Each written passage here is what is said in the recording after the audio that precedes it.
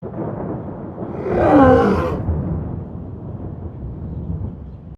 think this season was a really good one, especially for being my first year here at Bryan and Stratton.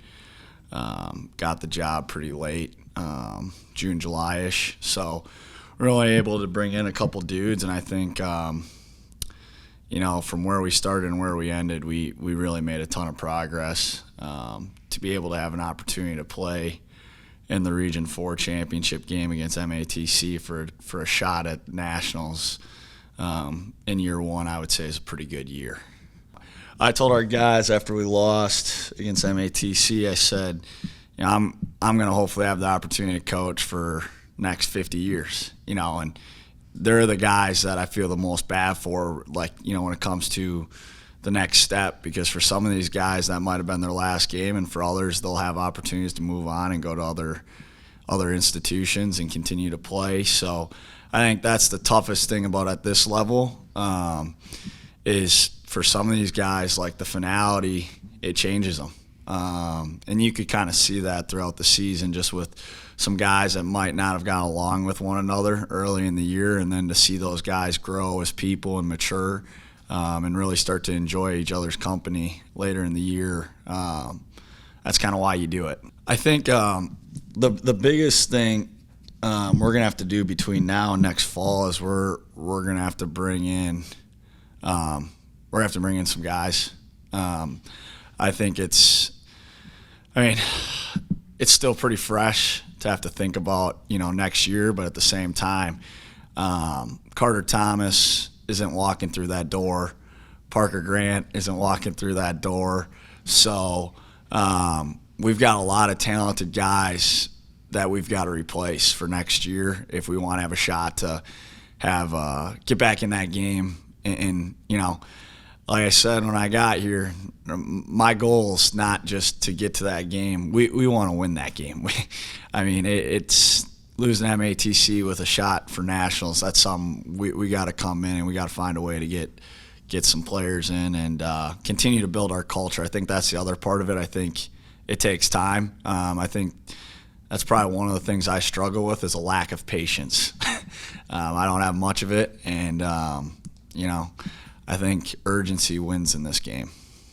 Yeah, I think the biggest thing for future recruits and even guys that are going to return our program, it's pretty apparent. I think you got to love the game. You have to love the game at this level. You have to have a massive chip on your shoulder, and you got to come in really, really hungry with something to prove. If those are the things that impact winning. I think that's the biggest thing that we learned this year is having talent's one thing, but having guys that can actually impact winning with intangibles, toughness, all those things that you look for in a player. I think those are the things that you look for in a team. And we want to keep building that toughness within our culture here, and I think that starts with the type of people you bring in. I think culture, everybody likes to talk about the word culture. It's awesome, but to be really frank and brash about it, culture is the people that you got in the room. And then what are the standards that you set, and whatever you allow or whatever you tolerate, that's what you're going to get. So, we need to raise the standards, and we need to bring in guys that are going to be about the right stuff. We're getting close. I think with the state tournament ending this next weekend, I think as far as like some of the high school kids, I think we'll have a better idea of where we're at. I think the other thing is season just ending for us. We have to have exit meetings with guys here. I'm going to give them this week, a couple days next week to kind of collect their thoughts. We've been going since September. It's a grind. So I think these guys need to really take some time and evaluate what they're at with things first. And then once we get that ball moving, we'll have a better idea. But I think we're headed in the right direction as far as recruiting right now. It's the transfer portal is just starting to open up. We got high school kids that we've been on since this fall. So I think there's some exciting times coming ahead here. Our coaching staff was really, really good this year. Coach Hoffman is one of the best that there is. All the behind-the-scenes stuff that he does that, not everybody sees. He works as hard as anyone. He is the true definition of a grinder. Coach Smith done an awesome job this year, being a first-year coach here at the college level. He's grown up. He's grown a lot as a coach, and I think he's going to continue to be a rising star in this industry. And then Coach Wojcik and Coach Anderson. Trev was phenomenal for us throughout the year. Just his ability to relate to dudes, having played at Wisconsin and played in really big games, whether Wisconsin, Valpo, or Green Bay.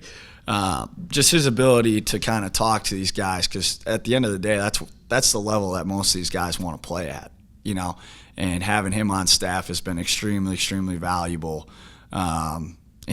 We've had some good times with scout team, me and him, so definitely appreciate him that way. And same with Coach Wojcik. The time that he's put into this, it's been awesome. First and foremost, just want to thank everybody for all their support this season. It means a lot, not only to me, but to our guys and everybody here at Bryan and Stratton. It was a really good first year, and we want to continue to build on that support. Make no mistake about it, Bobcat Nation, we're going to be back. We're going to be stronger than ever, and hopefully next year this time this interview is going a little bit differently, and we're talking about our first trip to Danville in school history. So that's the goal. So get ready for an exciting upcoming year next year. I know it's really premature to start talking about next season, but we're going to get after it.